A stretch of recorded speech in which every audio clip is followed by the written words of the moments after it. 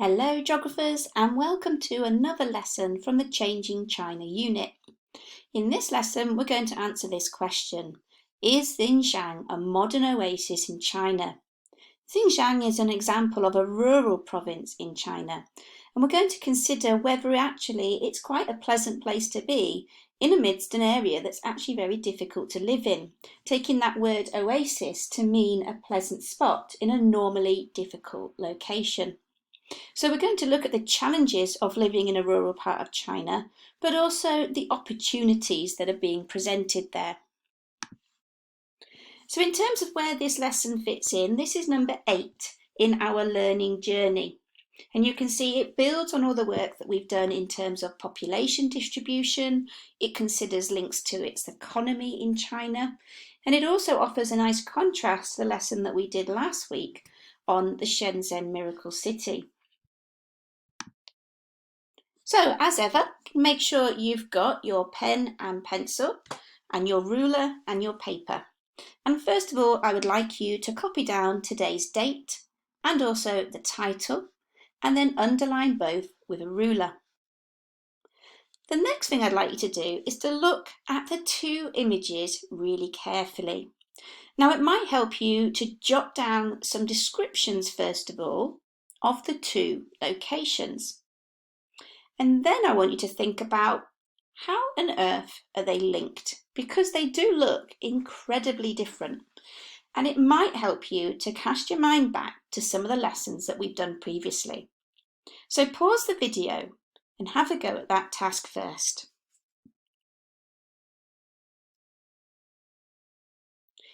So I wonder how you got on with that activity, because it's not entirely straightforward. It does require you to really think carefully about some of our previous lessons. This might give you a big clue though. So the image on the right is of the area we're going to be looking at today called Xinjiang, which is a rural part of Western China. Now, as we've mentioned before, there's a real difference in terms of the income experienced in rural areas compared to some of our own urban areas in China. So the government is keen to open up trade in these types of regions, and it's doing this via the project known as the Belt and Road Initiative that we've looked at in a previous lesson. Now, one example of the BRI project is the way that it's connecting China to the port of Gwadar, which is in Pakistan. And this is allowing Xinjiang, the rural province in China, to be connected to the Arabian Sea. And you can see how it's connected there with the black line on the BRI project. And this is showing you the China-Pakistan corridor. And if you remember, this makes up the belt element of the BRI. Now then, in this lesson, you're going to be watching a program that gives you a really good insight about China's rural province of Xinjiang. And you should have a question sheet to fill in as you watch it through. I'm just going to pause the video a moment and show you an example of what you're going to be covering. Okay, so in front of you, you can see the question sheet that you're going to be completing. And you'll see you've got a various amount of questions to complete, some gap fills, some longer answers. So what I'd like you to do is to make sure you head over to that link and complete the questions first of all, before then coming back to this screen and I will go through the answers with you. Enjoy! Okay, I hope you've enjoyed that documentary. It's really quite interesting, isn't it? So the first question was asking you to name 8 Asian countries that borders the Xinjiang province. So examples of answers you might have included are India, Pakistan, Afghanistan, Tajikistan, Kyrgyzstan, Kazakhstan, Russia and Mongolia. Number 2, the dominant ecosystems then in Xinjiang are desert and grasslands. The Mongolian population have a nomadic lifestyle. What does this mean? So essentially they camp out in the remote environment for much of the year. But what the nomadic element means is that they move according to the needs of their livestock. Number 4, the Nadam Festival then is a 10-day celebration of Mongolian culture and sport. It includes things like horse riding, wrestling and archery. Question 5, there's a reference to something known as the Silk Road. Now this was an ancient trading route between Xi'an and Genoa and Venice in the west. Number 6, the physical geography then of the ancient ruined city of Zhaohe is quite interesting really, because it's built on an island where two rivers meet and it's surrounded by 30-metre cliffs. Interestingly, it's been very well preserved by the dry desert climate.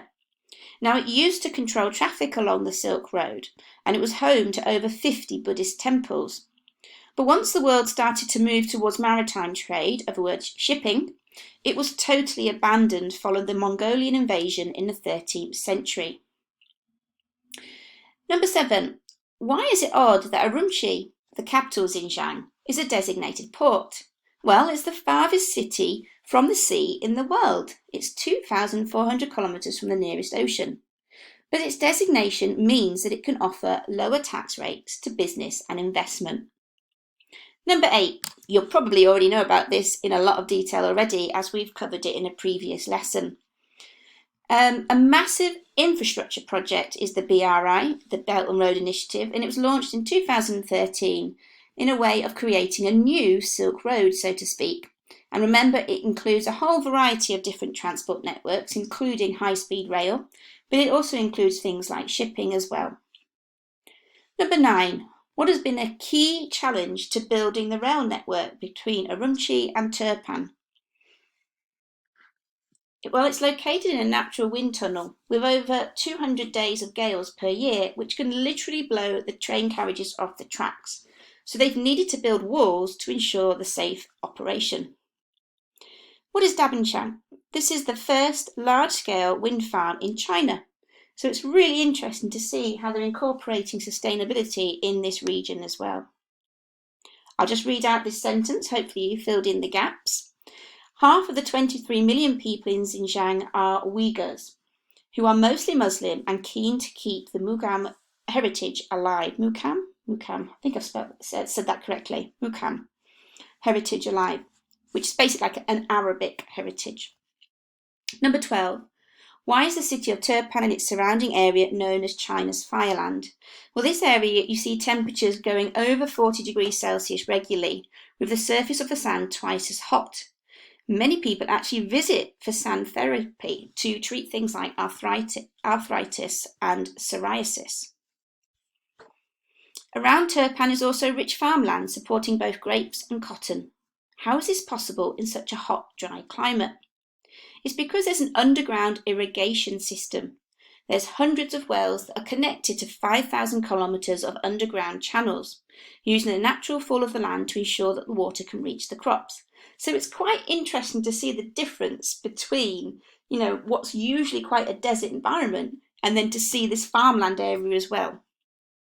Number 14, outline the importance of the cotton industry in how agricultural practices have changed. 70% of China's cotton is actually grown in this region. The crops used to be watered by hand, but now they use a drip irrigation system. Harvesting is now mechanised and one machine can do the work of 2,000 people. Seasonal cotton pickers are now employed in processing and textile factories that have benefited from the expanding trade. What I found really interesting was the fact that they are reintroducing wild horses into the area. So they've now got 2,000 worldwide and 350 in this particular area. So it's really interesting to see how things are changing in this rural province. So now that you've watched the video clip, I'd like you to bring together the knowledge that you've gathered from those questions and create a table like this one. On the left-hand side, you're going to write down any of the major challenges for people living in this region. So what are the problems and the difficulties that they might experience? And on the right-hand side, you're going to write down the opportunities that people in this area might also experience. What are some of the things that perhaps will be good in their lives? So take a moment to have a go at that activity and pause the video now before we go on to our final task.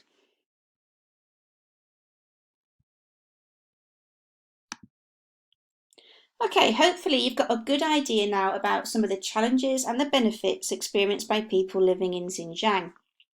Over 500 million people actually live in China's rural areas, with many actually involved in farming. Although the government's actually keen to improve these rural areas, many people still choose to leave them, and they're going into the cities and sending money home instead. And this is something known as remittances. So it would be a good idea to note that key term and its definition into your notes.